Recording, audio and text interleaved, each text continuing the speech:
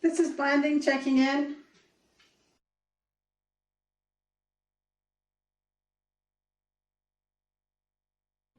Hello, hello.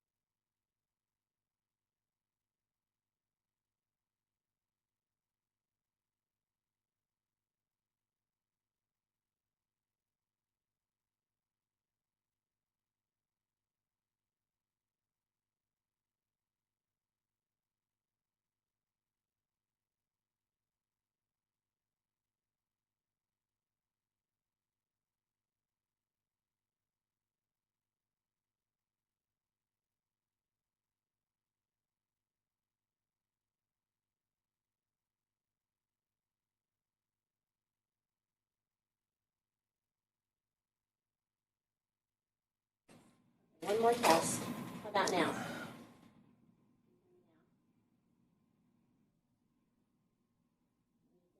Better?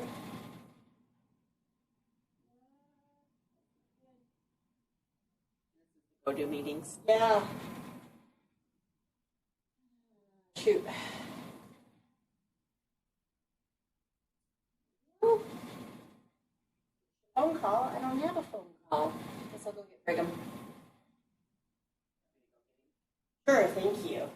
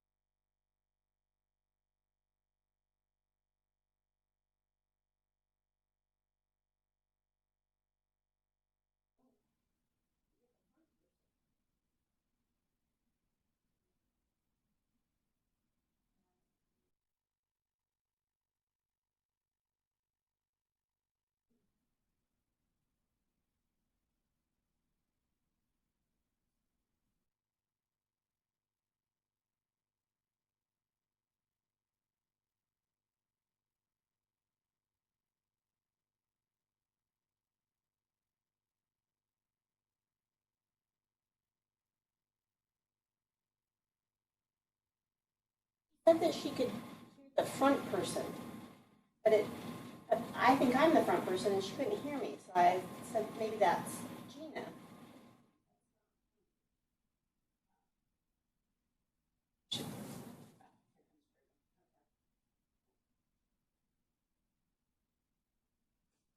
Hi. Yeah. What did you hear? Nothing. You heard nothing? No, sure. Oh, maybe. But I was talking too and you couldn't hear me. No, I couldn't hear you either. Because I was unmuted. Yeah, you're unmuted. So this is our go to meeting. So in the other room, it always seemed to work okay. I think I chose the bottom option in the other room, which I think is the default. In here. Yeah. And you can see that with this one, I'm getting something on the test, but we just tested with her walking out of the room, connected to go to meeting. She's not hearing me. Can you ask Gwen? Gwen's on. Can you ask her if she's hearing me? I'm just not sure what to do. If you, I mean, I realize this is outside of your purview. I just wondered if there's like a trick. You're good. Yeah, so I did try and speak up a little bit. You don't always have everyone on a. So try switching it to the Crestron again. Okay. Okay. Oh, that's getting something, isn't it? Yeah, so you can use this now. Okay. Okay, Gwen, by any chance, can you hear me? Hi, Gwen. Yeah, that's true. Okay. Do you mind going out for another test, Gabby? Gonna get your steps in today. No.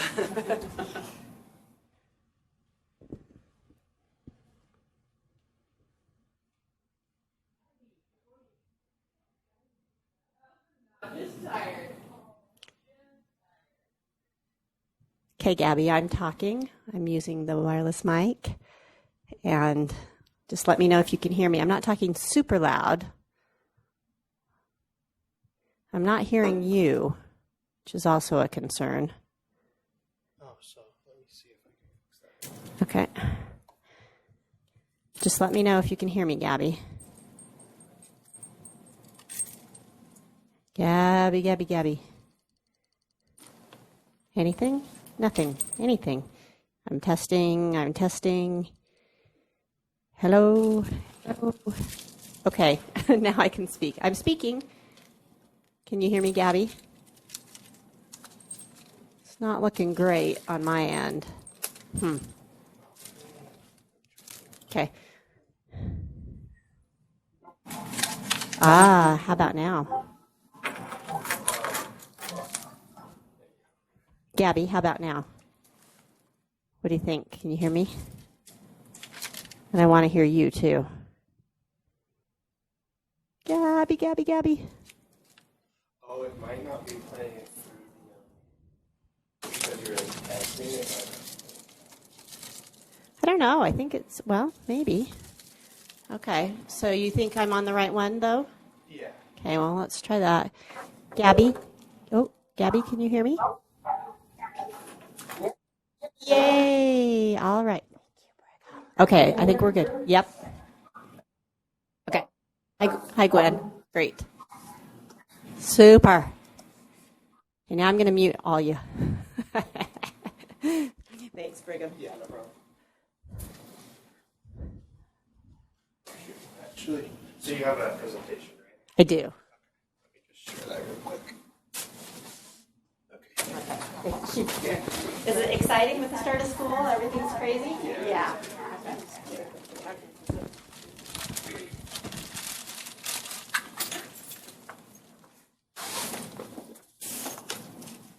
All right, so you're in the room and you're getting double feedback. I muted you, but Took my audio off. oh.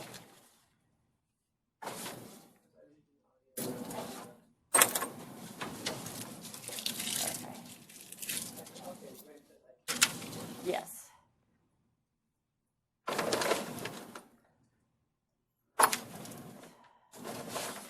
I'm going to share my screen.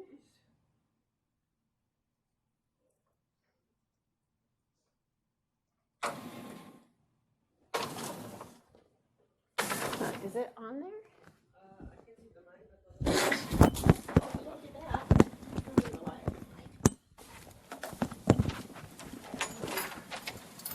Need that to be working too. Let's see, I'm sharing PC.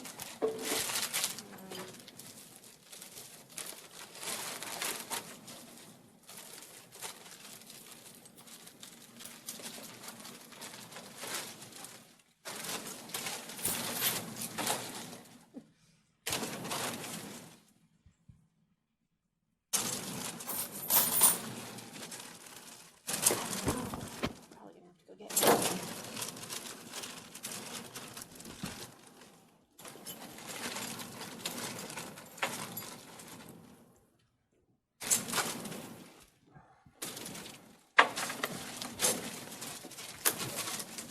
I think there's just a button I push, but I'm afraid to push all the buttons, you know?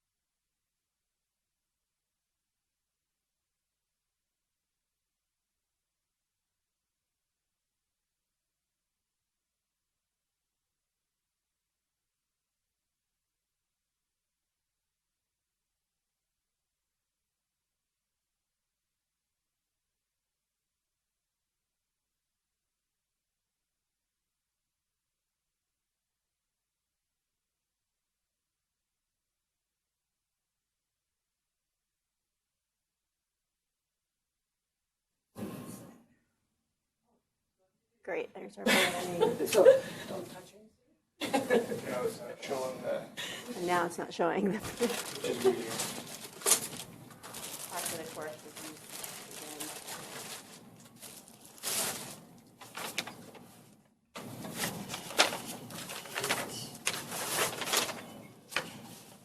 again. Okay. Whatever you need to do.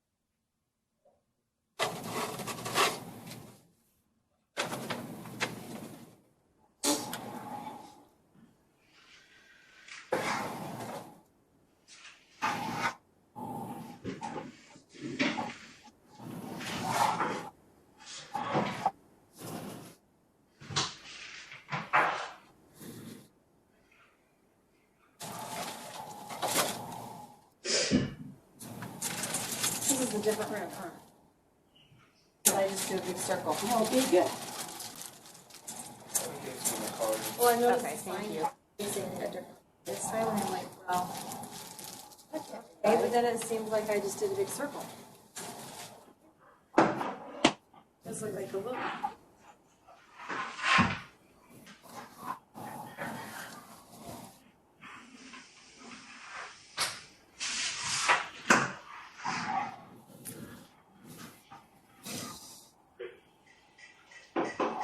Still hear them.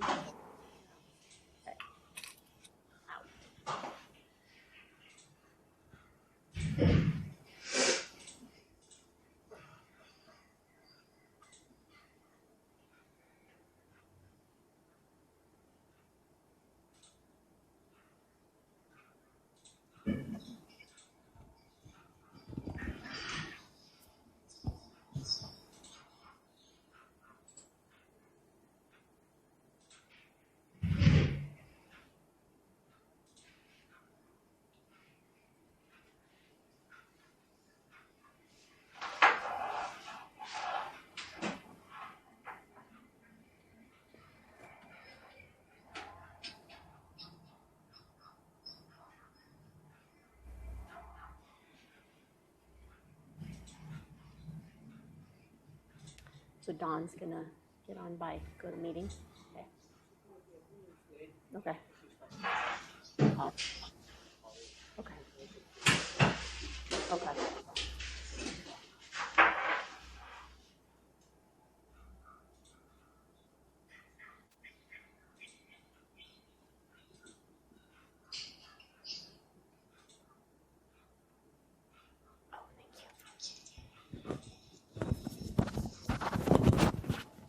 What's that?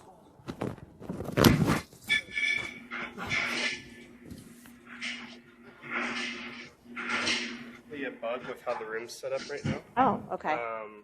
So I don't have permission to change it yet. Okay. But Ryan will be in like 30 minutes, and then he can just, it's like a one-button switch. And you can do it from out there. He should be able to, yeah. Okay. All right. That's great.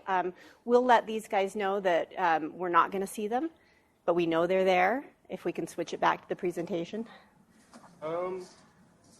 Well, unfortunately, to get the presentation back up here, you have to drop the call, so they wouldn't be able to see anyway. So.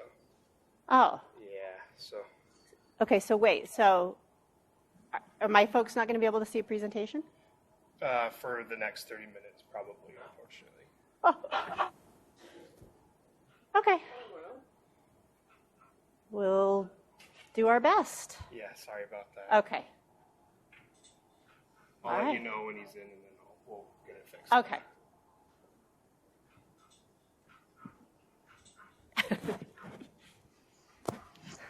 Well, that means I have to be very animated this morning then, doesn't it? Great.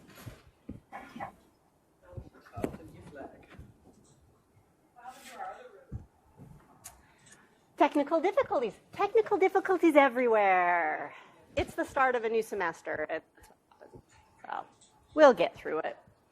Hopefully it'll get fixed before. Yeah, that would really be insult to injury, wouldn't it? All right, well, I'll let these guys know. Hey, Kelsey and Wes, can you guys hear me? Cool. So we have just been informed that you will not be seeing the presentation for probably about 30 minutes or so. There's a technical glitch with our room setup. So we just get to look at each other for the first 30 minutes. I will describe vividly things that are on my screen and hope that the information comes through. But just FYI, you're all we're looking at in this room for a little while. So you're our visuals, and I guess I'm your visual. So that's exciting. But about 30 minutes in theory, something will pop up. Okay? Sounds good. All right. Thanks, guys.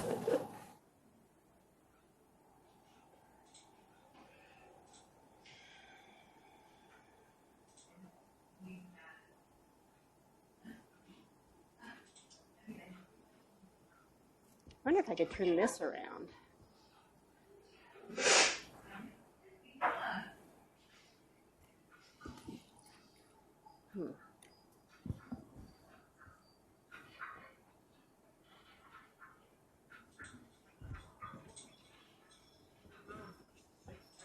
Yeah, I don't feel like I want to mess with anything. There's nothing, so yeah, we'll figure it out. Oh, look at that. Okay. Interesting. On the smaller of the two screens up here, but all right, we'll take it. Great.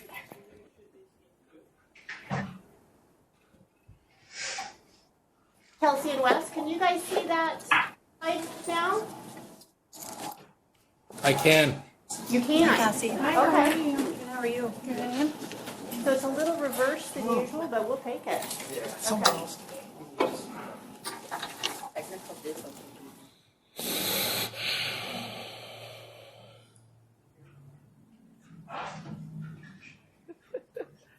I might want to remind them to mute. Okay, good. Thank you. Okay. And then I'll see if I can get these switched. Okay, thanks, Brigham. All right, so Kelsey and Wes, I think we have an improved situation. We might just ask you guys, if you don't mind, if you've got the little control for your audio, maybe to mute yourselves until you want to talk. And of course, we love it when you talk. But that just helps with the overall audio, particularly for our GoToMeeting friends. Thanks. All right. Exciting this morning. Okay, how are we looking on GoToMeeting?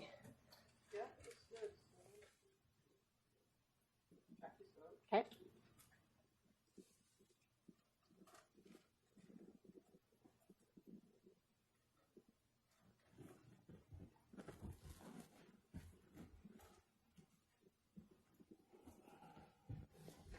Now that I muted it, it got really quiet.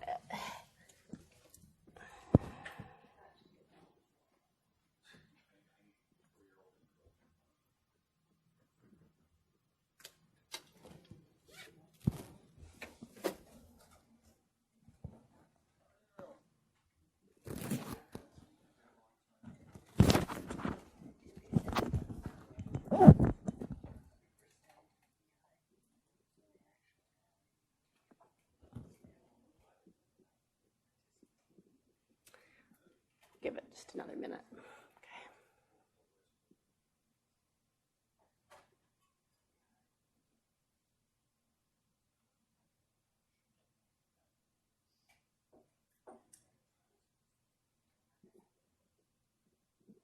How many phone calls do you have on there versus people logged in? Oh, on and off him. Okay, so you're seeing names. I see name except for one, but it's waiting for a name. So Okay. The person didn't have a name. Okay. Okay. Well, maybe we'll go around the room first. Okay. Okay.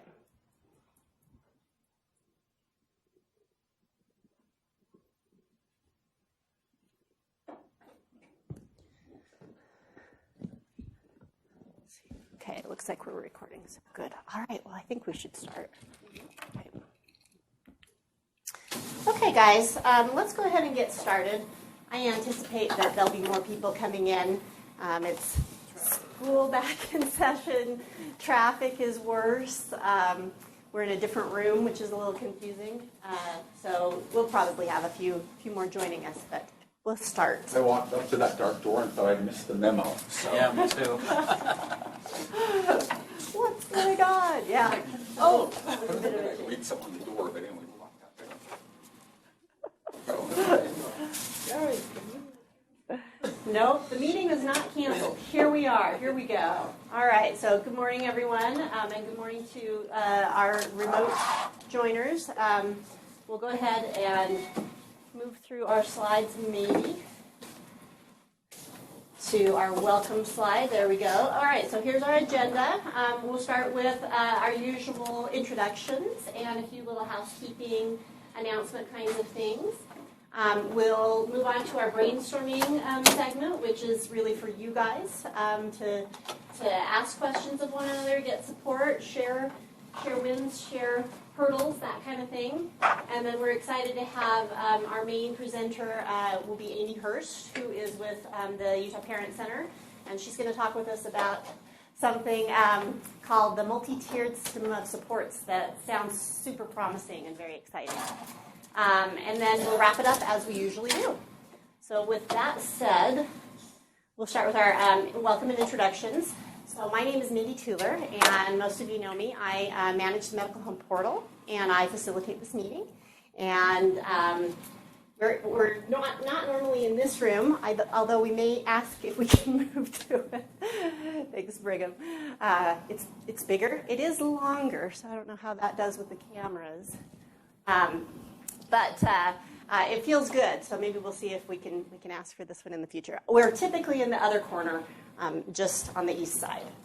And then let's go ahead and make sure we introduce all the people who are connected with us. So we see a couple folks connected at other USU sites, so we'll go ahead and ask you guys to unmute and introduce yourselves if you don't mind. Kelsey, do you want to go first?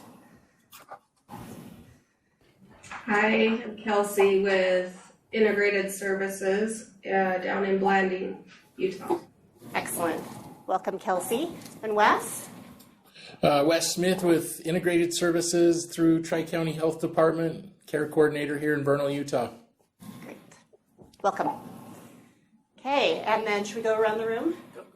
First, yeah. Okay, do you want to Yeah, start? so my name is Gary Baragoshi. I am the UPIC Quality Improvement Specialist and also the study coordinator for the Spark for Autism study. So if anybody needs information about this study, please seek me out after the meeting. Great.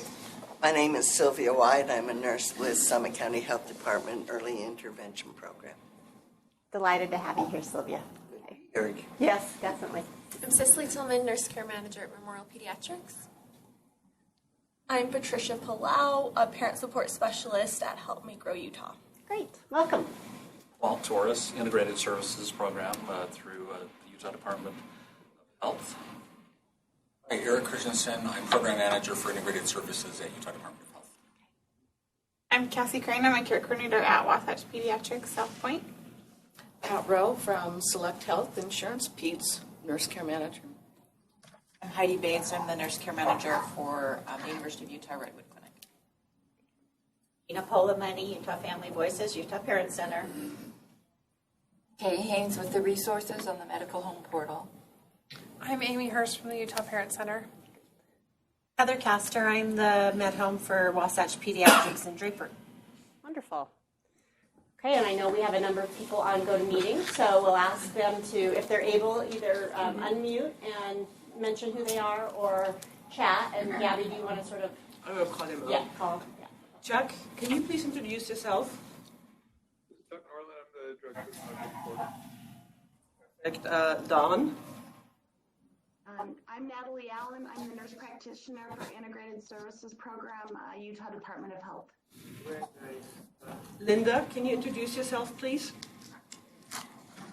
I'm Linda Stevenson. I'm with Integrated Services and Care Coordinator down with Central Utah Health Department. Perfect. Gwen?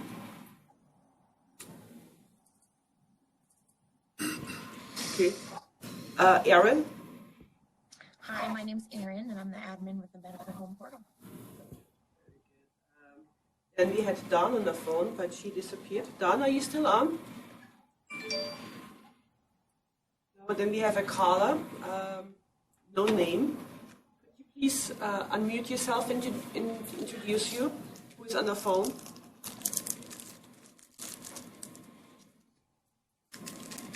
Okay. And then we have another person on GoToMeeting. Whom I didn't call yet, please unmute yourself and introduce yourself. This is Linnea. I'm the portal support manager for the Medical Home Portal. Linnea, okay. Well, we had Erin. Hi, my name's Erin, and I'm the admin for the Medical Home Portal. Good. Melinda, can you unmute yourself and introduce yourself, please?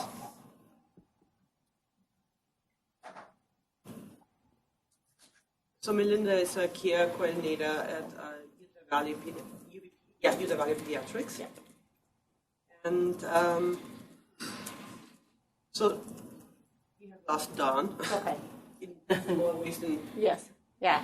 Well, we'll go ahead and explain. So many of you will know Dawn Bentley, who was also a UPIC coach and did part of that Spark for Autism presentation recently for us. So she's taken another position, and she's no longer with UPIC.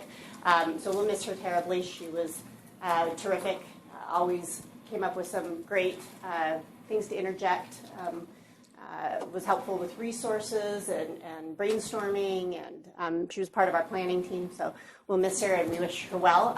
We're lucky enough that she's just upstairs from us now, a few of us in the Williams building on campus, but the rest of you probably won't get to see Dawn much more. So she's always welcome, though, if she wants to come back.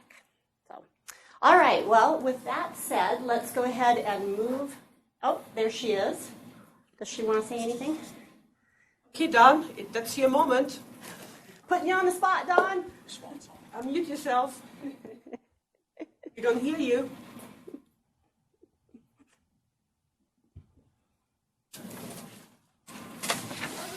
Dawn, are you able to say anything? We're just about to move on, but we'd love you to take a moment if you'd like. Okay. All right. Well, we'll keep going. So just to let folks know, this is a very informal meeting. Everyone's really quiet this morning. I think we're tired. I'm tired. Getting back into the swing of school and all of that stuff. But we just, this is our normal. Get up, help yourself to something to eat whenever that works for you. Trying to figure out this building. I think if you come out of the room and take a hard right, that'll take you back to kind of that central area, and there's some bathrooms there. Okay. If you need Wi-Fi, it's the Blue Zone network, and there's a guest option to get you on Wi-Fi. And then our recording through USU of the meeting magically ends promptly at 10 o'clock, so we try and wrap up just before then so that we're not in the middle of a sentence when our connection gets cut off for Kelsey and Wes. So we'll watch the time.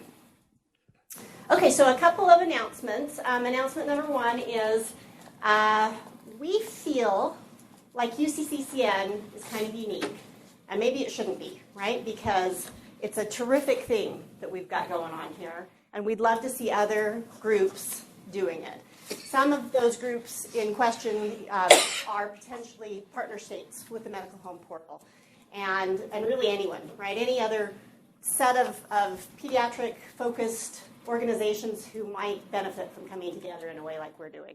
So we're not trying to go out there and redo this, but we'd love to be able to show others how we did it in kind of a little promotional video of sorts, just to let folks know that, this has really been an organic thing. It really hasn't been very costly. We've been able to do it by virtue of having a great team of people who are really dedicated to this and utilizing the resources that we had amongst us, and also with a fantastic group of members who keeps us fresh and motivated. So we'd love to be able to explain what we've done kind of briefly, likely with a little bit of video here and there, in some kind of thing that we could put out on the internet and make available to any groups who want to know more about what we do here.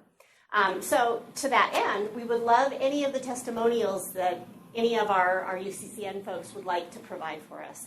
So if that's something that you feel comfortable doing, we'd love it if you wouldn't mind providing some sort of little written statement that we might be able to interject in our little promotional thing some way.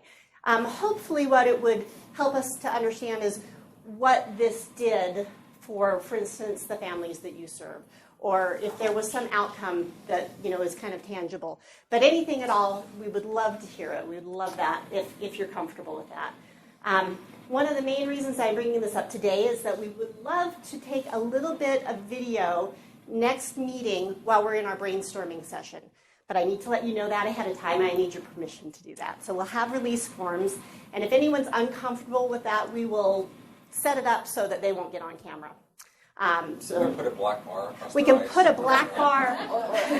We can alter your voice. We probably won't be able to do that, but yeah. So I'm sure what we can do is sort of focus in one area of the room versus another.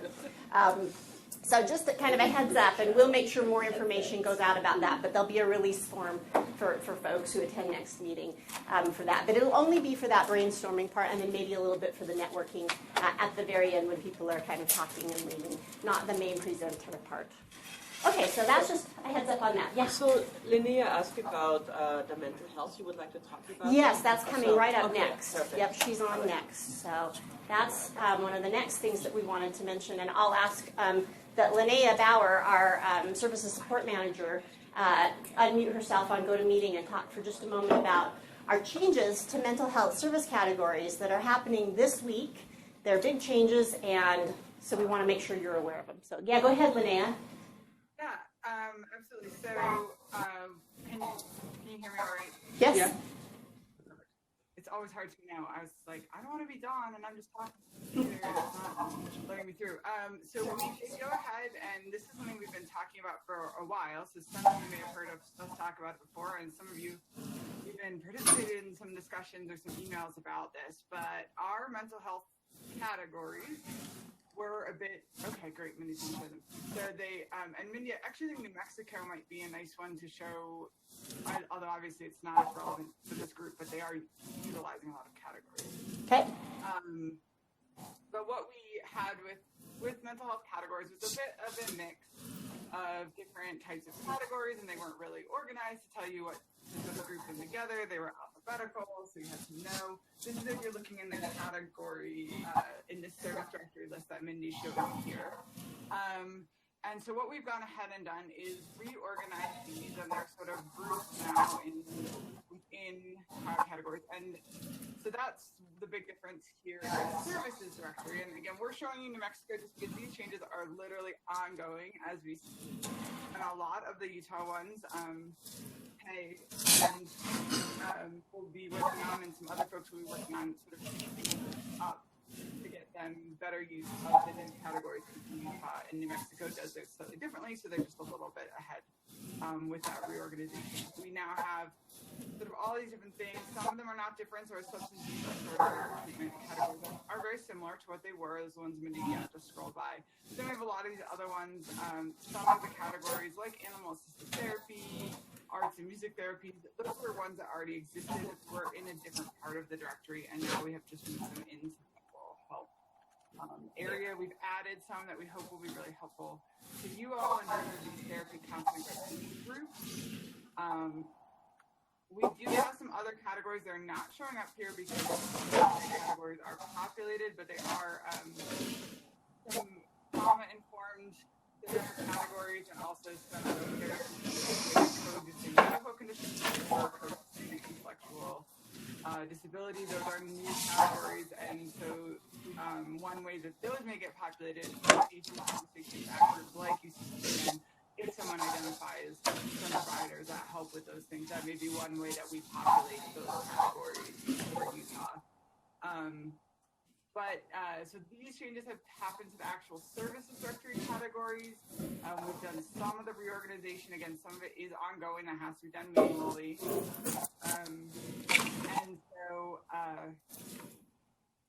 Mindy's going to show you Utah now. So yeah, you can see that. Again, a lot of it has been reorganized. We have sort of phased out a few categories, and most of them are the categories that were by license. So the sexual disorder category, the sexual autism category, the mental health counselor category. And what we just found was, a lot of the larger practices may have several of those license groups, and then the smaller practices, even if they are just one or two people with the same type of license. I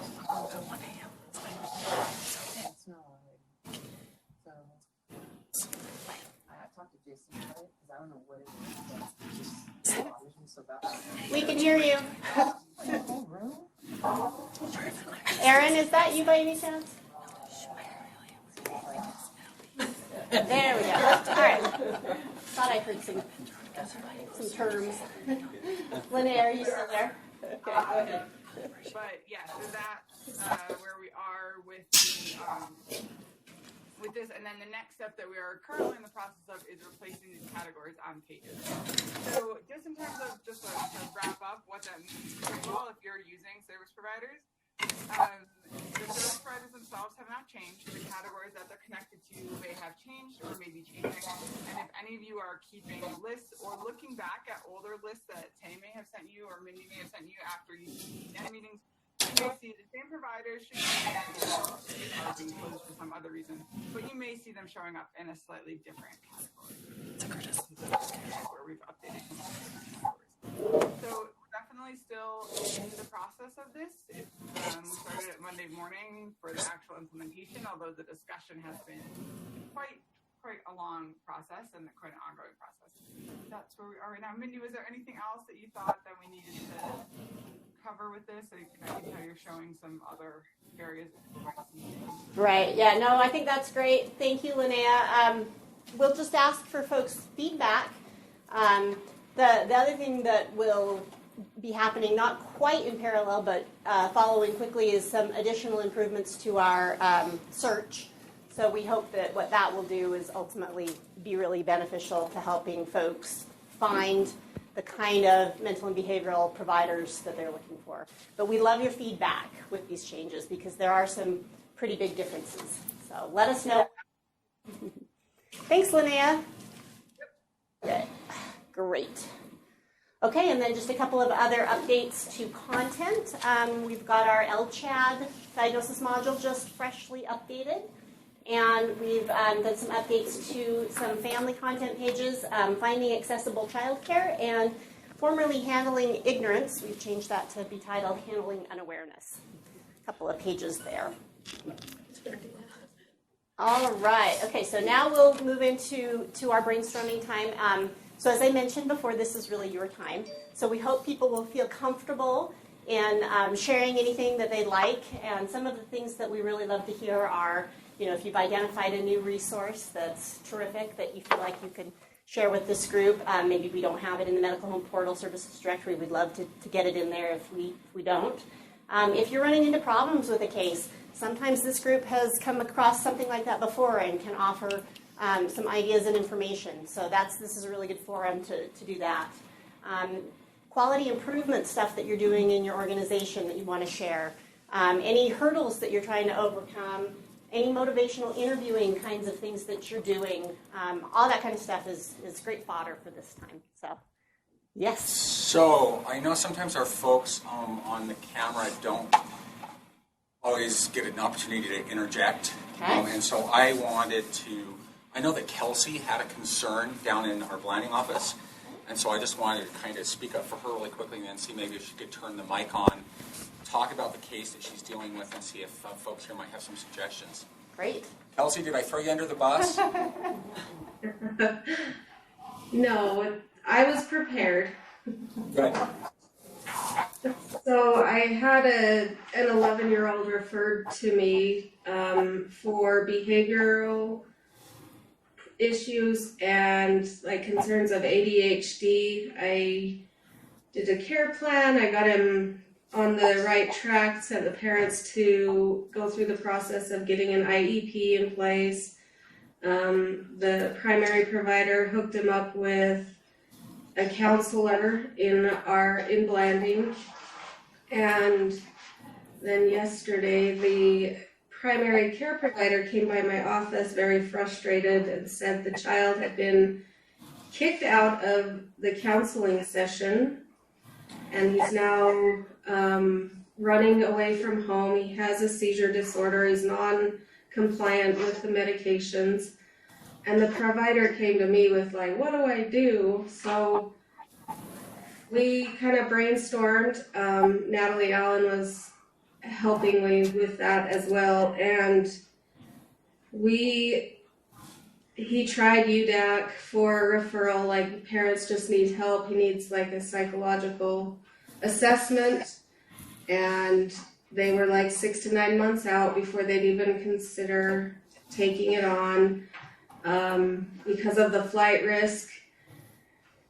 And an incident at a restaurant, he was threatening somebody in the family with a knife, and so the dad took him out of the restaurant, and in that situation, he got reported to DCFS, and so anyways, they were kind of at a loss of where to go, and the primary provider contacted Uni hoping maybe they could help, and I don't know exactly what happened with that conversation, but he was so upset with how the providers at Uni treated him. They're just like, oh, send him to the ER, and the provider's like, I am an ER doctor, you don't understand, like I can't do that, we need help. And basically they told him, oh, no,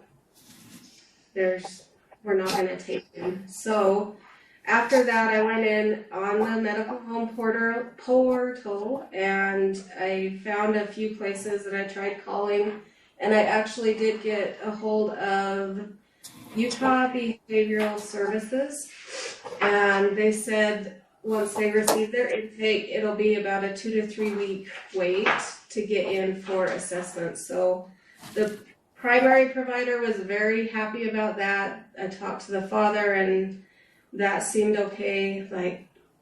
So it started out as a very complicated, oh no, I don't even know where to go. And then by the end of the day, I feel like we finally had some direction of where to go and how to help them.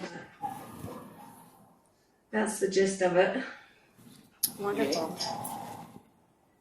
So what's happening in the meantime? Oh, they're waiting. I don't know. Right. Yeah. Just fingers The parents are trying to manage.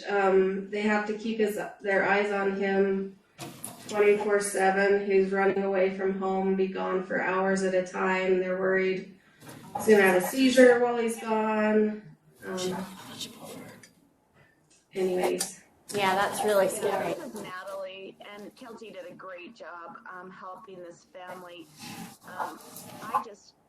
I want to give a shout out to this primary care doctor because I was super impressed with the amount of time and energy he was putting forth in behalf of this family, but yet he couldn't find anywhere to send this child. And I don't know who was speaking that said what happens in the meantime. And that is exactly my concern, because I feel like he's a danger to his family and even to himself. And we're just really not sure how to help this family for the next 2 or 3 weeks. Anybody have any ideas? What about that state, the one that that lady just came, the system of care? I mean, because they said they have a mobile outreach. That's right. And I know Uni does have like a mobile, I don't know if it's in right plan. We sent those managers, the regional managers' names and That's contacts. right. And I can send them again. Sources. Gina just walked out. She'd be They our said they suggestion. had a mobile. That's what she said. Yeah, That's what they she said they said. had a mobile place to go to as well. And I had a kiddo that he jumped out like a 2-story window. He threatened his sister with a knife, and what we actually had to do that's how kind of uni works. They have to go to the ED, get admitted, and wait for a bed to open up at uni. That's how the system works, unfortunately. They can't just really straight admit them to uni. They have to be assessed and then moved into uni. Right. So the primary care doctor, for lack of, I don't need to. He was almost in tears after he had gotten off the phone with uni. He said he had never been so disrespected and talked to 5 different people who were absolutely not at all interested in helping his family. He's like, I will never call them again. So I don't know what happened, or if maybe I need, because I'm the one that called up to uni. I don't know if I need to find a different contact person or how, but this primary care doctor said they were not at all interested in helping. Do you have a meeting in here? Okay, we scheduled this. Oh, sorry. Strike 26. I would definitely reach out to uni and really follow up to say, who did that doctor talk to? Who else can we talk to? The administrator. There's got to be somebody else. This is just really pisses me off. There ought to be a one-to-one where especially a physician should be able to talk to a physician at uni and say, this is the situation. I know primary has that, but the hoops you have to jump through, it almost always has to be an ED admit, which is unfortunate, but the rationale I get behind that is they have to do drug clearance to make sure that nothing's been taken. When they send them to Wasatch Canyons or to uni, they have to make sure that everything's medically okay to send that child. So we've looked for other ways, haven't been able to find them. I pulled up the systems of care with Human Services, and it talks about ability to help anybody at any time, but then you go to the spot where it says, find out if you qualify for wraparound services, and it's a dead link. So it takes you to that 504 error that says, this is not a real page. So I'm still not quite sure, because if you are in the Medicaid carve-out, well, then you definitely qualify for those wraparound services. I just don't know where this kiddo is commercially insured, how or if you get into the system. I'll see if I can reach out. Kelsey, I'll see if I can reach out to Eric Tadahara or Cody Thurgood over at Human Services and see if they can help me understand that, because it might be a way, if there is a remote mobile crisis team that truly will go out to anybody, that might be an option for stabilization while you wait to get something on a more long-term basis. Well, and also it seems Kelsey, this is Wes. I just sat in on the System of Care team meeting this week. Jackie Jackson is the coordinator for the Eastern region. I'll get you her contact. But I think that they're still working on getting the mobile response team in place here. And that's the entire Eastern region, so the entire border of Colorado. Right, and I am a part of Systems of Care, like there's a local coalition. I do know who offers the wraparound services, and I can reach out to her. I just don't know that they would be a candidate for it. I guess the only other option in our area would be detention.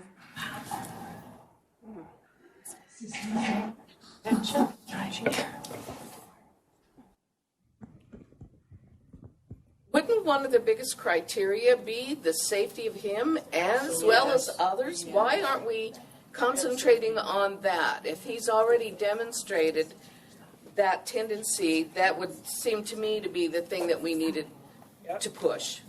Does the Child Justice Center take kids like that? They won't take kids like that. I think that's a different issue. Have to break the law. And even then, it doesn't guarantee anything. What about their private insurance? Do they have resources? Like I know, like through my husband's company, there's like a line you can call, like the employee support network. Right. You can call and they will help you find services. I don't know what kind of insurance they have, but is that a resource they could try? I will suggest it. Absolutely. You might check in with your JJS shelter as well. I mean, if he's getting violent or threatening, that might be a nice time for everyone to catch their breath. Yeah, and one dynamic with this family is I think the mom feels like, oh no, he's not a threat, but the dad is like, no, he picked up a board and he was trying to hit me with it, and so we just need to sit down with them and really weigh it out, I think. Wow, Kelsey, that's a lot. We wish you the best of luck, and if you're able to give us a follow-up on it, we'd like to hear about that. With DCFS involved, is there not any sources through them, be it where he's a danger to himself and others?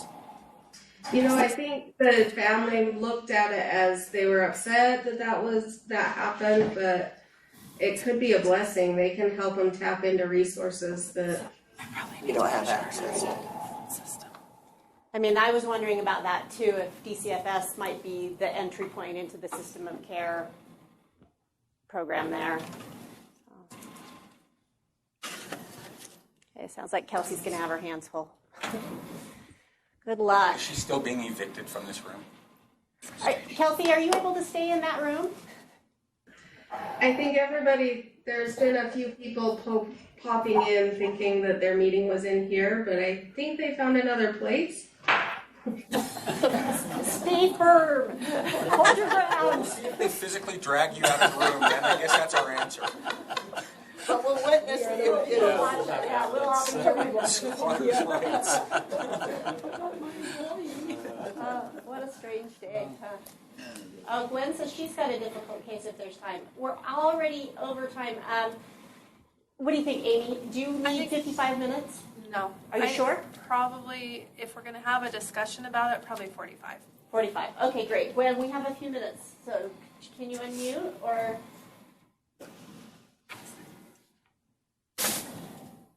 see if she's able to.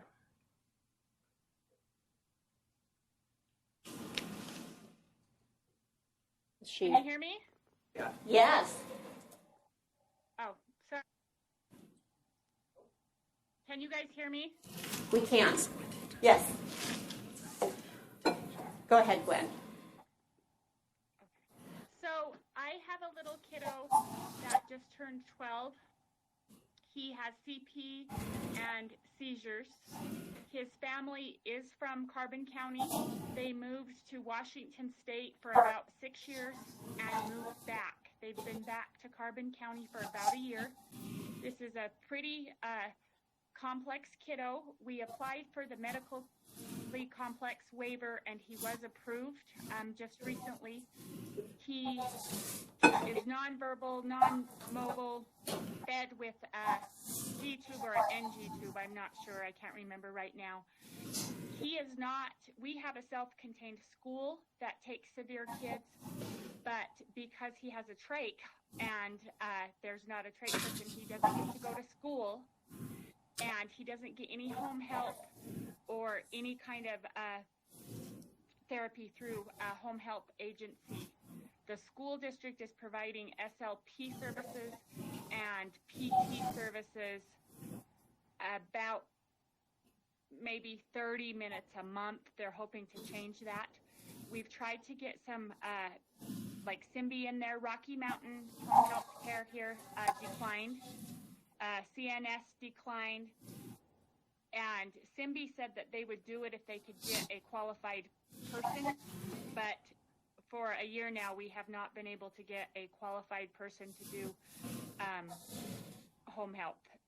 at all on him. You said he has a trach. Was in June hospitalized at Utah Valley for some wound infections.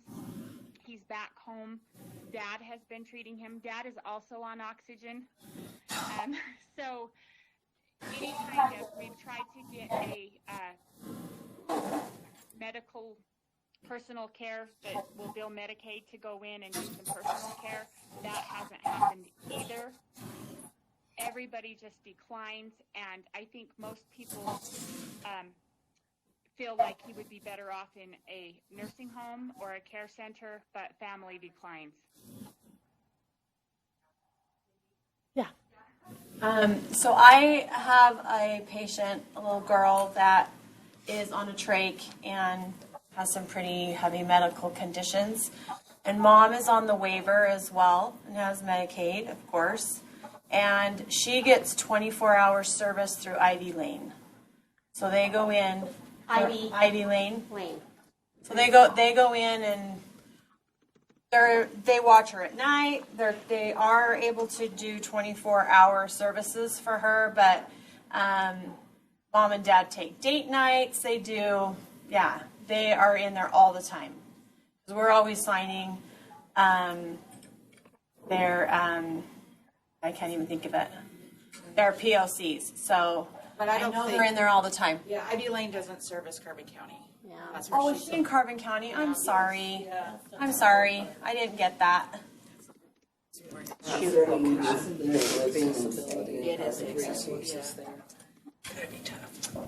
Gwen, did you hear that question? We wonder if they could move. At least closer to where services would be available. That's an option. She said something via the chat. What did she say? I lose you all, but I think we probably no connection anymore. Thank you. I see the flyer. Huh. Darn it. Okay, well, we'll have to. If you can still see her, Gwen, unmuted. Sylvia, moving to Salt Lake is always, something folks consider, but sometimes when you have a lot of family support down there as well for other aspects of your life, it's really tough to give that up. Or, or if you've been down there for a while or you have family history down that way, it's always kind of tricky. Yeah. I don't know how far out they are. We ended up keeping a kid up at primaries for months because on a trach because they couldn't get nursing care down there. My goodness, really? Wow.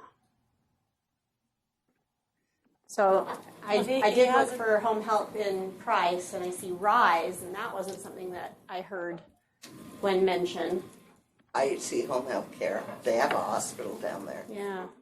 IHC Home Health Care. Some ideas. He'll qualify. He would qualify for IHC if he's got a trach. They're picky about what they'll do. They'll do CNA services, but you have to have a trach to get more services than that. So they may call home health down there. Okay, do you want to type to You might check in with active reentry as well there in Price. It was IHC? IHC Home Health, yeah. They have a hospital. You think they'd have a home health? But sometimes they're kind of limited in Because PEDS they don't too. have it's not peace. It's not PEDS and it's not trach. Yeah.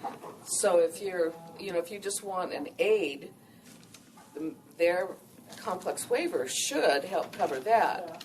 But if they're looking for a skilled nurse, they need to go to their commercial insurance, find out what the benefit is that they have there, and then just because he has a trach, he may still not meet the criteria for a skilled nurse. Right. So I would have them check with their commercial insurance as well and see what the benefit is. I know Select Health and there's probably other insurance companies, but there's some rural exceptions. Okay. I'm guessing it's not that they're not covered. I'm guessing they can't find somebody. Yes. A coverage issue. Yeah. It's we have the same issue sometimes in Provo. The human it's finding the factor. person that can actually take care of the patient. So they're probably not denying him. They're denying we don't have anybody. That's right. Right. I just asked her if the family could relocate to Right. Location is better. We had one family that actually found their own person. Yeah. And then hooked that person up through the home health agency. Right. So they kind of did the Yeah, back I door kind of way. feel like we've had this discussion before a couple of years ago about sometimes you have to really, really go outside of the box and kind of connect it back in a different way, which is super hard, right? But okay, well, just let her know that we'll sort of compile all this and send it to her. Okay, let's move on to Amy. This was great, you guys. Really good conversation. Thanks, everyone. We'll switch to now. Let's see. Right. Okay, so this is Amy Hurst with the Utah Parent Center. She's a parent consultant. And Amy, I think that you're going to need to just scroll down to go through. That's what I think you're going to need to do. I'm not sure what happens if, you could also do that. So if you'd like to stand over there, you're welcome to, and this can go to you. If that's you're okay, very good. Okay. Yep. Yeah, and I'll just sort of be.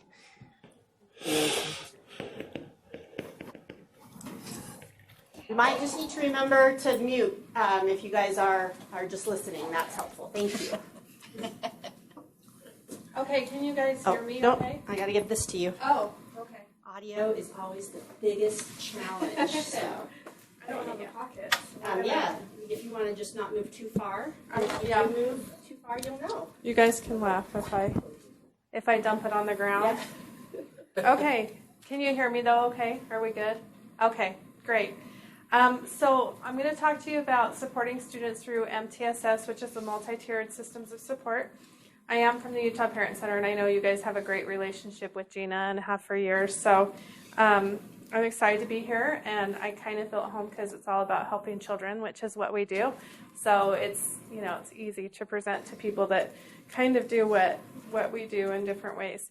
So please refer families. We love to help, would be happy to help. At any point, let us know. We would love that. So I am Amy Hurst. I'm a parent consultant, but I'm on mostly the educational side instead of the healthcare side of things. So I help families with IEPs. Does everyone know what an IEP is?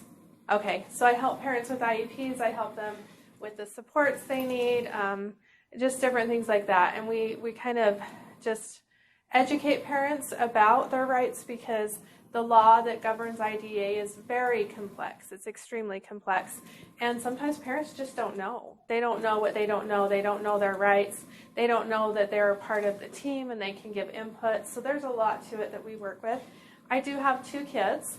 Both have learning needs and both have healthcare needs. And they each have maybe about 5 invisible things. So they kind of go through life with quite a bit. So my son is a senior.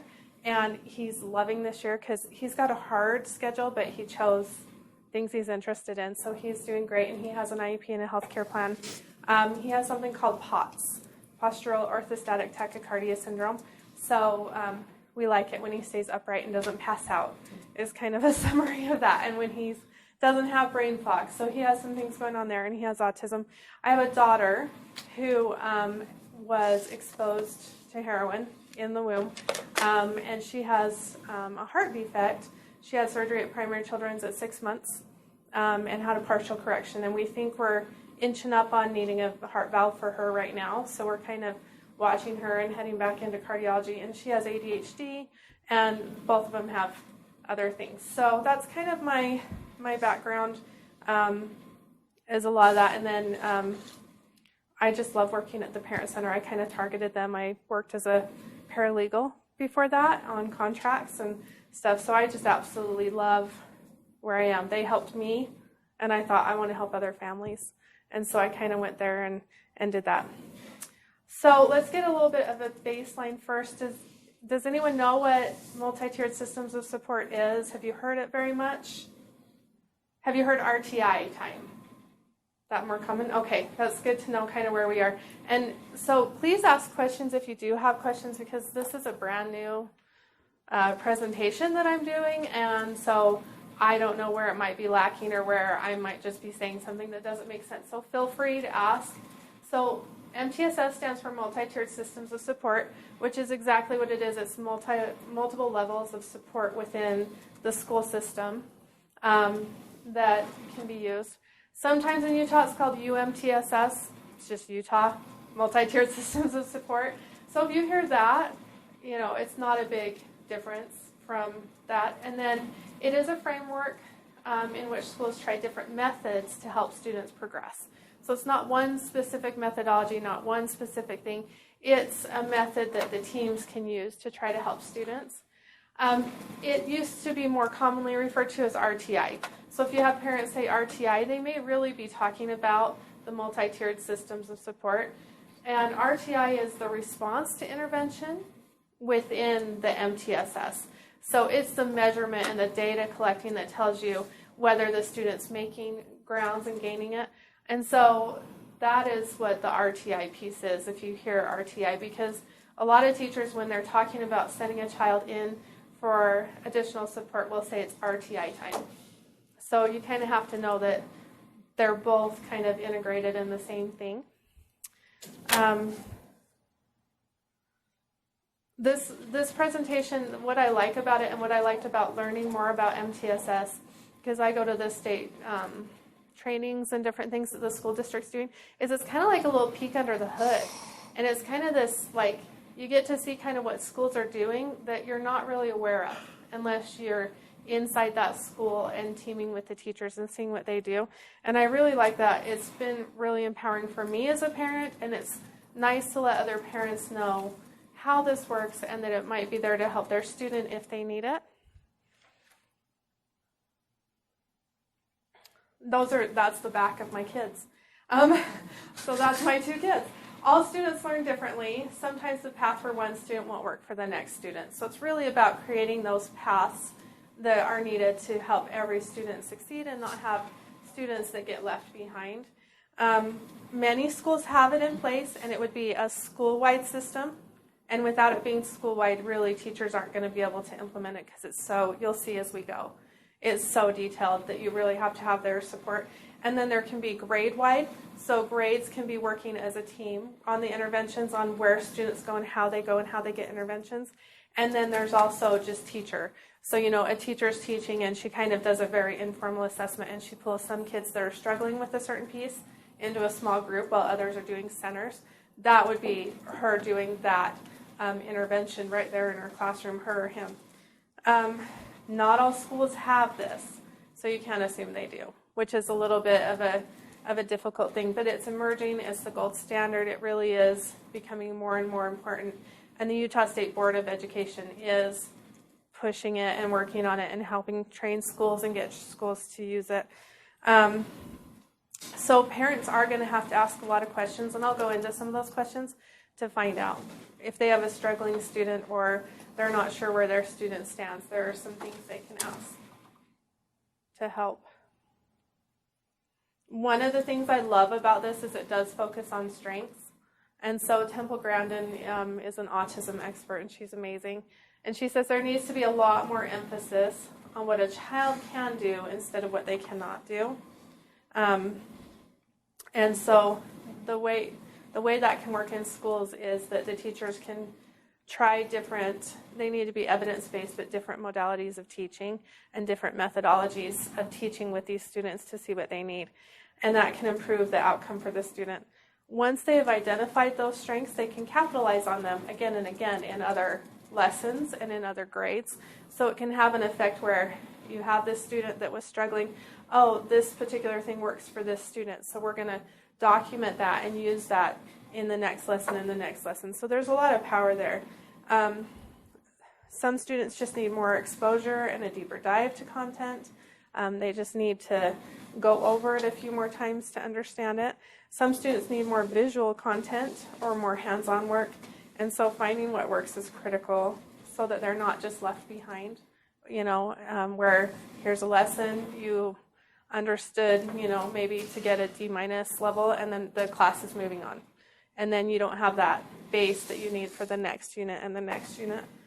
So an example would be my son has very strong visual spatial reasoning. So a really wordy worksheet just full of stuff for him isn't going to be what is the best thing for him. But maybe if he's writing an essay, graphic organizers where he can even draw it out or map it out where he can see it visually is going to make a huge difference before he writes that essay. We had one teacher that did PowerPoints as the graphic organizer and then turned it into an essay. And that for him was just like that, where another student may need it a different way. That was just wonderful for him because he can put together a PowerPoint very quickly and easily, and he does that all the time. And so it gave him that visual he needed. And then they turned that into the outline, and then they turned it into the essay. And that's really, those visual things are how he learned how to write essays, because he really struggled with it for a long time. So that's kind of just an example of like how you can change it. And it's not necessarily special ed or specialized education, or, well, it is specialized education. It's not necessarily special education. We're talking the general education teachers working with these students. So it's a really cool, fun, different thing. Does anyone have any questions yet? We're good? Okay.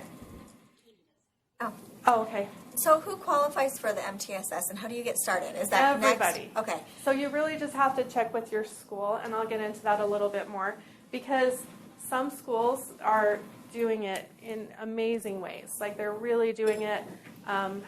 Alpine School District is really good at this, and it varies from principal to principal too, right? How they've set up their teams and how much they're allowing their teams the time to bring students that are struggling to a team and discuss things. So we'll get into that a little bit more. But you really have to ask the questions, because I work at the Utah Parent Center, I should know. I went a whole year believing my daughter was doing it. And she was doing large group reteach with no changes, which it's not targeted, it's not changed methodology, it's not small group. So I'll get into that a little bit more. So it really kind of depends on their school district and their principal and where they're at in this. So I know, like my daughter's school it's emerging, and at my son's school, it's a much more advanced than it is at hers, and they're in the same district. So do you have to request with your principal or teacher? How do you get started with making sure that your child's part of the system? It's not a requirement for schools to do it, so you just need to see if they are. And if they're not, maybe encourage them and help them. I mean, which is hard to do because they're the professionals. So you really just have to see if they are doing it first, and then go from there. So, and like I said, I was being told for a year, I'm going to drop the mic. I was being told for a year, she is in MTSS, she is doing RTI. So I really thought that's what we were doing. And then in April, I almost cried when they said it's not. And then, because I had asked them for data, and it's not MTSS if they're not collecting data. And she hadn't improved 1 point in any single unit, because that's the same reason that the state discourages retention. Like you have a parent that says, I just want to repeat second grade. The reason that doesn't work, and the reason that the data shows it doesn't work, is because you're repeating the exact same thing.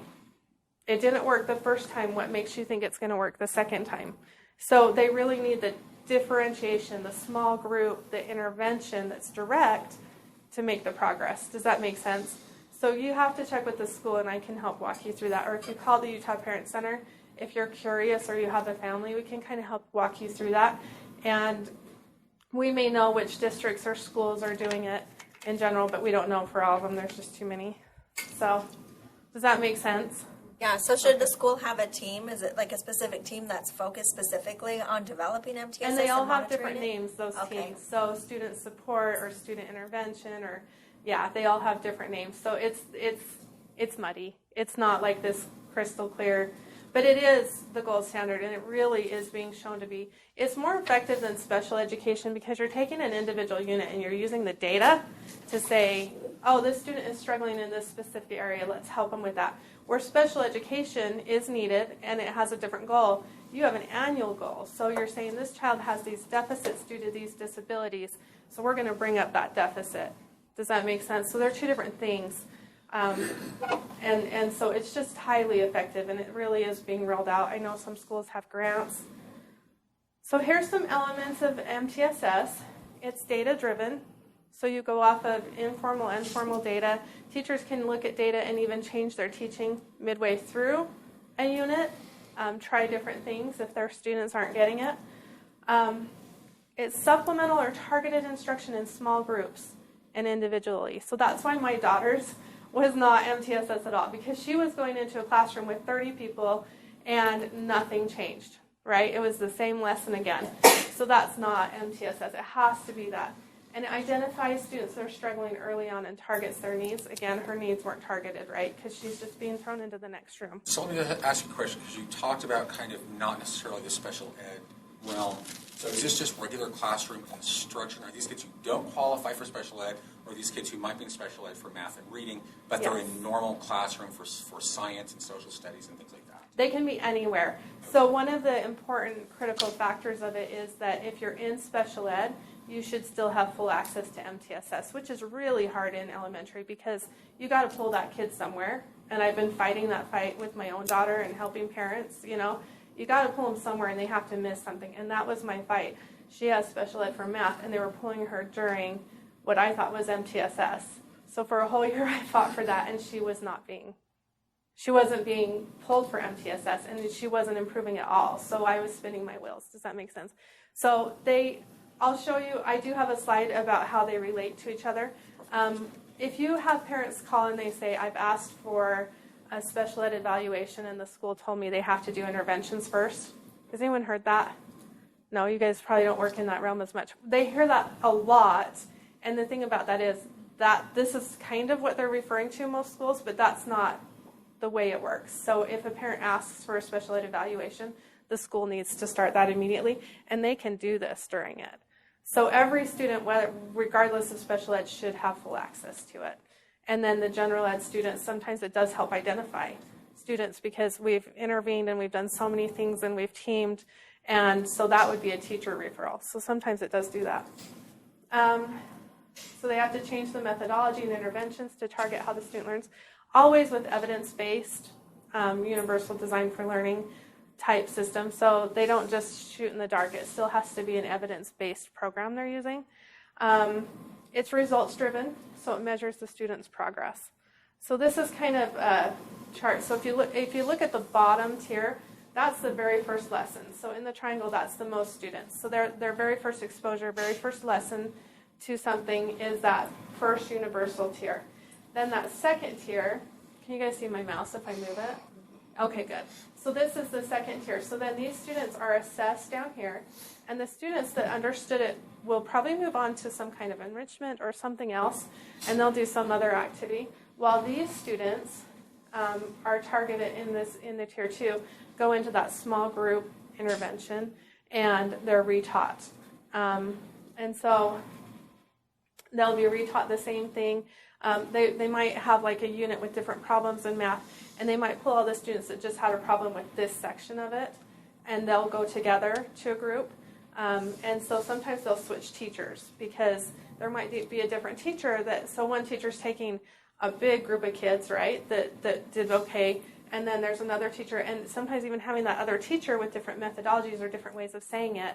Like my daughter last year had a student teacher and a regular teacher, and she would tell me, I can understand math a lot better from this teacher than this teacher, just by the way she talks, her wording. So that will help sometimes too. So then they would be tested again, and it can be really informal because, kids don't always show what they know on tests. They get nervous on tests. But so they see what they do and don't know, and then the students that still are not understanding would move up to this tier. So this would be few kids or individualized kids up at the top tier. Does that make sense? So would this be like all in the classroom and they would just be pulled into separate groups, or do they actually leave if they had like a special education classroom? So at my daughter's school, they would go to another 5th grade teacher. Still not special education. Kind of a team teaching sort of a thing. It is. Yeah, and they can bring it to team meeting and say, so-and-so just really isn't catching on. What have you guys done? Do you have ideas? So teaming is huge, and I'll talk about that a little bit more. So, and it looks different at every school. So this has got to be broad because I can't make it that specific because every school is a little different. Let me just ask you generically, though, what is the kicker for this? Because, you always have that group of kids that's just skating by. You get the old adage, C's get degrees. So, people who are just kind of coasting by but aren't excelling. Are they looking for kids with just severe deficits, or are they saying, if we're struggling even just a little bit, let's try to see if we can't bring some of those kids up to whatever the standard is. We're looking for mastery of the subject. So I believe that would be it would still be a C, but they still would want to get them above that. And because you're taking a unit, like maybe they're at a C because they really understand this piece, but they don't this piece. So if they're just intervening on this piece, that can bring them back up. Does that make sense? So, and it's done all the way through high school. This isn't something that's like, I've used my daughter's elementary a lot, but I'll talk a little bit about my son's high school because they are more advanced at his high school, and I really think it's just being driven by that principal and her setting up those goals for them. So MTSS supports academics and it supports behavior. And it gets really cool when it gets into behavior, but we'll talk about academics a little bit. So you have that first lesson that we kind of went over, given to the entire group. Then those that need it move up to the small group instruction, and then if they still aren't understanding, they can move up to the third tier. This isn't like you get 3 lessons and then you're done. This is the tiers you can be within. So if you're in tier 3 and you're still struggling, it's not like you exit out of it. They can continue to teach you. Of course, you can see the challenge. They're limited on time, so they can't keep teaching the same thing over and over and over again. Does that make sense to someone who's really not understanding? But it's not 3 lessons. The first one is definitely like that unit and that lesson, but then you can have more than one intervention within the other tiers. And you can regroup students based on that. The cool thing about it is it's fluid. So say you have a kiddo that's really good at geometry and they just whiz through it. They're just going to stay in that tier 2, but then they get onto algebra and fractions or something like that. Then they might move up in the tiers.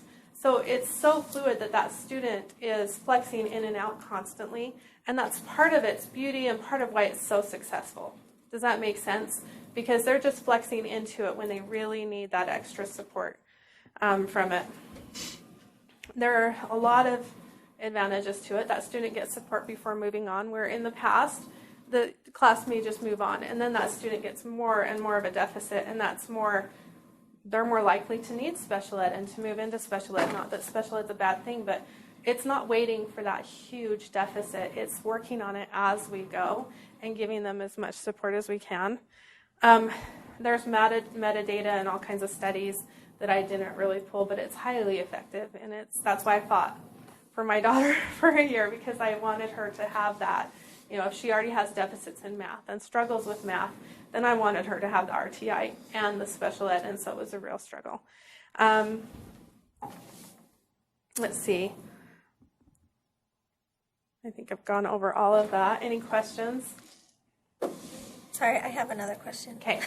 So is the goal just to help kids that they're all actually understanding and progressing together, like for them all to be on the same level? Like, is that what the goal of the MTSS is to make sure that all the kids are understanding and that they're comprehending? Yeah, to bring a higher percentage up to grade level with like a high quality instruction, rigorous core instruction, yes. And to help them have multiple points of access to that instruction, because we just don't all learn the same. My son will read something to me and I'll say, I'm visual, can I just read what you just, I'm just like, I get that you just read it to me, but I have to look at your paper, So we're all just different that way. So this is just very generic. It's not the way it would absolutely work at every school, but we're just going to run through one student and what it might look like for them. And I just used a really easy example of times tables. So times tables are introduced. The teacher teaches the entire class together, and they practice for about a week. Then they do a 1-page test. Sam and 5 other students don't pass that test. So the rest are going to move on, right? They were in tier 1 and they're doing okay. So they're going to do other activities. Sam and the 5 students move to tier 2 support. The teacher uses manipulatives and skip counting songs. So she's changed it up. She's doing something different with these students to see what happens. After the test, 4 of them have mastered the content. So they move out of the tiers and they're done for this unit. The teacher takes notes for those students on what worked for them. So she's going to keep track of that, and then you can even use that in tier 1. So now she knows, or she could have even started using it during tier 1. Now she knows these students responded well to that. So she's going to pull that and use it. So she's very data driven in what she's doing, because she's looking at results and the students' levels of understanding and what she used and how it worked for them. And so Then Sam and one other student need more intensive support. Then she goes to a team meeting, and this could happen at different times and in different ways in schools. And she asks for ideas. And often those teams do include a special education teacher, and so they'll have resources that general education teachers aren't even aware of that are, evidence-based and that they can use. And so they'll get some information and methodology from them, and then they'll go back and teach those two children again. So then just in this scenario, the other student that's with Sam passes after that and has an understanding. So she notes those methods and what worked for her for future interventions and even for tier 1 and 2 to keep, helping that child as they learn. So she's differentiating instruction for those students that need it. And then Sam is still struggling, so she refers him for a special education evaluation at that point because she would have had more than one unit where he struggled and he didn't make progress. And so that lack of making progress with the intervention is what it does that for. And that's where when a parent calls sometimes they say, we have to do interventions first. And I've talked to a lot of general education teachers that sincerely believe that. But in the special education rules it says that when parents refer, it cannot be delayed for interventions. And it really, being evaluated for special education is completely different. So really these interventions can continue and data can be taken on them during a special education evaluation. But this is a teacher referral, not a parent. So MTSS can flag that for a teacher that says, what, I have tried this, and this, and this. And then she has that documentation to take to the team and say, I think we need to test for special education. Does that make sense? Is it clear as mud? So who do you refer them to? Because I get a lot that the teachers are like, we have to do interventions first. And I'm like, have them no, call us. You don't. Well, we do, but I'm just like at that moment when that parent is just like, well, then who do I talk to at the school? What do I, and I always give them your information, but sometimes they always want, do I call the district? Do we, Yeah, so there is a, we call it a command chain, whatever, So there is one. So you start with the teacher, right? And it can be the general ed teacher or special ed teacher, usually special ed when you're at that point. Well, they haven't been tested, so general ed too. Then the principal. So having a conversation with the principal and really open, clear communication is very helpful. And then it's the district. So in a charter school, you run out there, so then it's the state really fast, unfortunately, with charter schools, right? So, but then it is the district at that point. And there's the special ed rules online. So they're, do you know where those are online? Yeah. Okay. I've printed, I have the whole handbook. I give them and I outline, this is what and you it need says to it do, right there. And really, the teachers I've talked to, at least at my daughter's elementary, sincerely believe that they're supposed to do those interventions. And so I'll just smile and be kind and, work around it at that point. So, because it's confusing for teachers. I don't think they're necessarily, the general ed specifically, aren't necessarily trained that they shouldn't do that because they're thinking of their referral process and what they have to do. And you're a parent. You can skip that and say, look, I know. I know that this is a concern. Let's look at it. Does that make sense? Yes, thank you. Okay. How am I doing on time? Okay, good. Through all of this, the teacher should be contacting the parents and letting them know. If we don't have home support and parents aren't aware, that's not helpful. Also, in this scenario, it did end in a special ed referral, and that's not fun for parents to have that come out of nowhere. Parents like to know that there's been some struggling for a while, and this is why this is happening, and we're doing it. And if she's making a referral for special education, parents need to be brought in for that too. And I just want to, changing methodology throughout this is really important. So just a personal example that drives me nuts. My husband will ask me a question, and I give him an answer. And then he asks me the same question again. What does he get from me? Attitude. The exact same answer because I answered that question in my brain, right? And then he gets annoyed. And I'm like, if you're fishing for a different answer, you better ask a different question. Or just tell me what you want me to say. You know what I mean? So that's just a personal experience for me. It happens often in my marriage. I don't know why. He's a great guy, but a little annoying. So we really have to change it so that they know what that methodology is. It's this thing. I just think differently, I think, than he does. So here we have the MTSS in special education. So we've gone over quite a bit that it should never delay a request for special education from a parent. This does happen in the general education setting. It's not special ed. It's used for academics and behavior, and we're going to get into behavior next. You can see that there. It's shown to be highly effective for teaching students. We've gone through that. Special education is mandated for students with disabilities through the law, Individuals with Disability Education Act. So it's much more set because we have very specific laws where MTSS is emerging and kind of it's newer research, cooler, newer, funner stuff. So special education includes specialized instruction. Work can be modified, so you can have a student do less work, change it up in there. Includes accommodations that help the student succeed, and students in special education should have full access to MTSS. So if you can imagine, like the example with my daughter, she's already struggling with math. If we just drop her off that cliff and don't do the MTSS if it's available at her school, she's just that gap's gonna widen, and that special education need is gonna widen for her, right? So MTSS and behavior, this is, to me, it's kind of a fun one that we can use this same system for behavior. So the bottom level is everyone. So on that bottom level, we have the school-wide classroom behavior and programs. And so some of the school-wide things would be toolkits the school uses, the assemblies everyone goes to that are anti-bullying, DARE, any programs they have that they use school-wide. And then the classroom one, obviously a classroom teacher can make decisions for her classroom and teach her entire classroom about behavior and what's expected, or they make a contract together, and she or he hopefully gets support from administration for theirs. So that again is like the universal bottom everyone. Small group interventions in behavior can look like a million different things. It can be small social skills group with a counselor. It can be friendship groups, individual counseling. It can be the teacher pulling in a small group of students and working with them, the administration identifying and working with students that have repeated behaviors or struggle. The cool thing about small group or interventions is it doesn't have to be students that are constantly struggling. And like the student that's hitting other kids or having those things, it can be students that just lack some skills or that have anxiety. And then you're being very preventative and very proactive with these students in creating kind of a culture and behavior expectations. So the more preventative you are and the more you try to spread a culture of high expectations with behavior, the better within this kind of system. And then individual support and discipline as needed.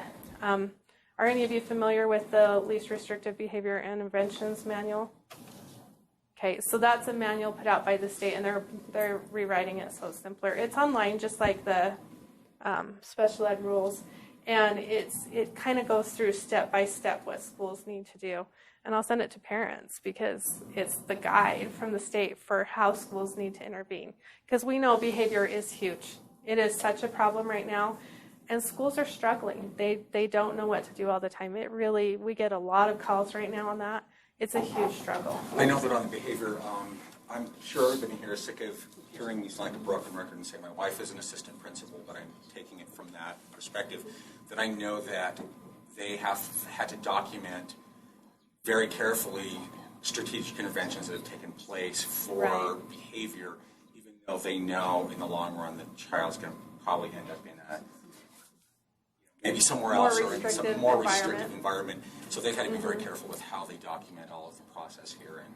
And unlike the education piece, they've had to go through various interventions.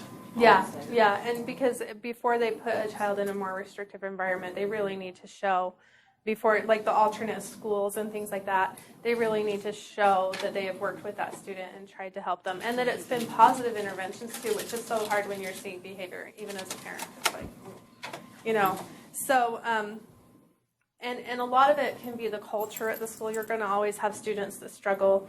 A lot of it is a lack of skills. So if you look at it as skill building, that's huge, a different way. Did you have something else you want to add? Okay. So I had a parent that I was working with.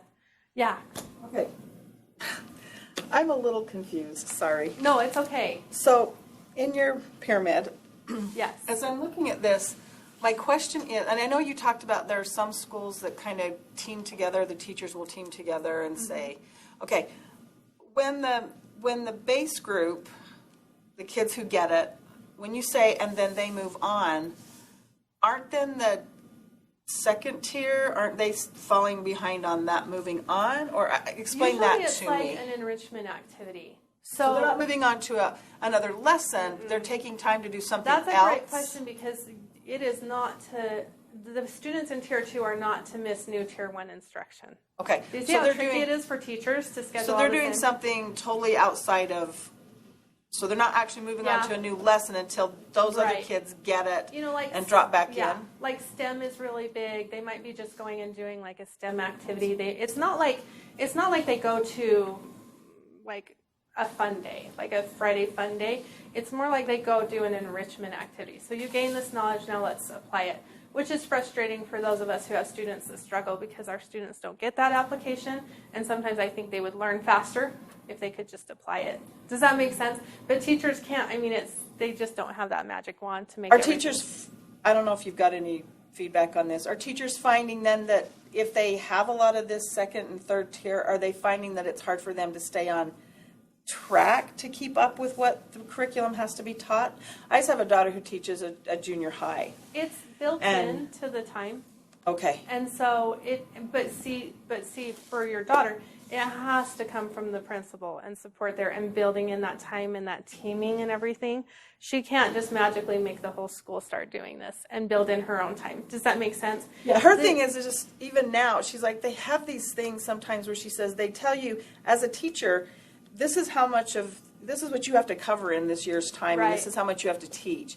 She says, and then they start having these, we're going to have den time, where they pull kids out for 25 minutes to who knows what. And she goes, and then the teachers are like, you're cutting our classes like 10 minutes, but we're still expected to teach this amount of curriculum in the same number of days that, so I just didn't know if we'd had any feedback on the teachers feeling like, while we're working with these other kids, which is awesome, I love this concept, but are they still able to make sure that the curriculum that has to be taught within that time frame is getting enough time to be taught?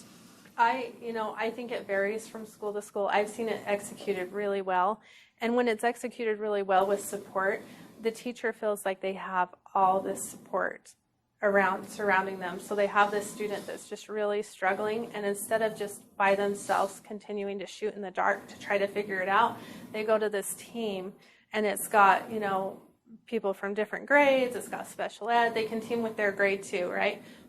And they get that support and those ideas to go back with. And then they have that knowledge base the next time they have a struggling student. I can try this and this and this because I've tried it in the past and see if it works. So the teachers I have talked to in a totally different capacity from this, which shall not be named, have really enjoyed that support of what it has done for them. So it really has to come from the principal and putting that time in. So, for example, on my son's syllabuses he brought home just this week, he's in high school, there's RTI time in his mythology class, and it's laid out and it's already there. So, and I think a lot of teachers at that school, at least his school that I've talked to, they were like with math, just blasting through it, and they figured out they were leaving so many kids behind.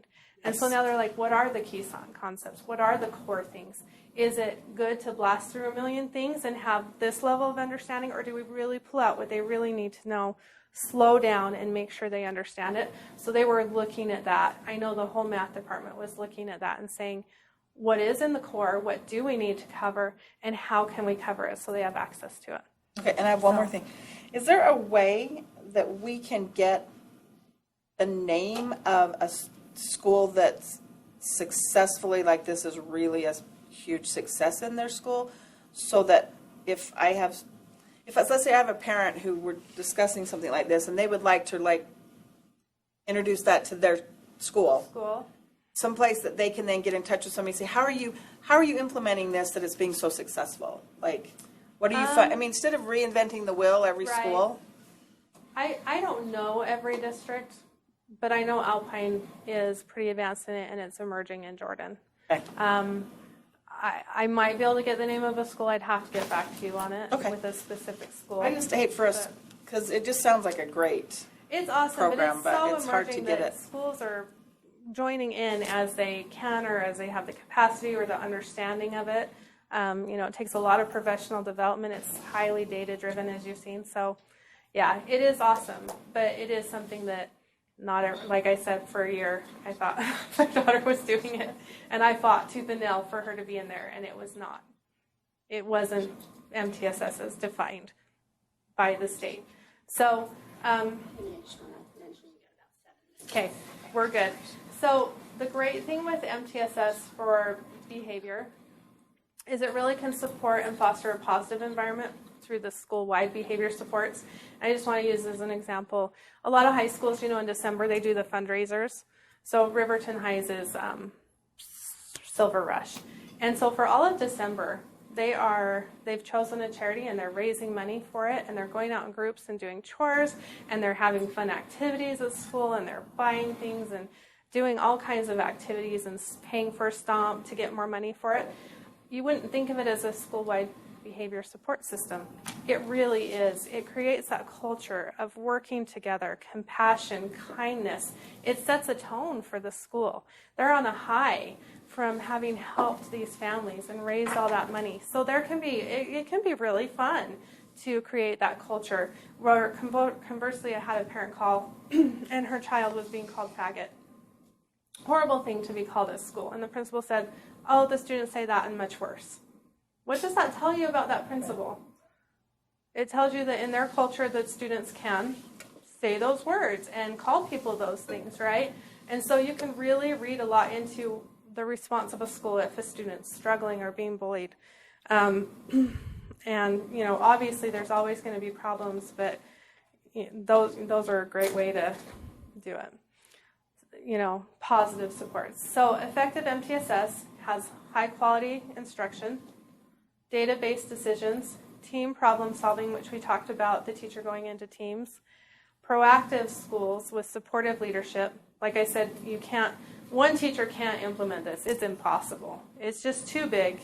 It's just too much.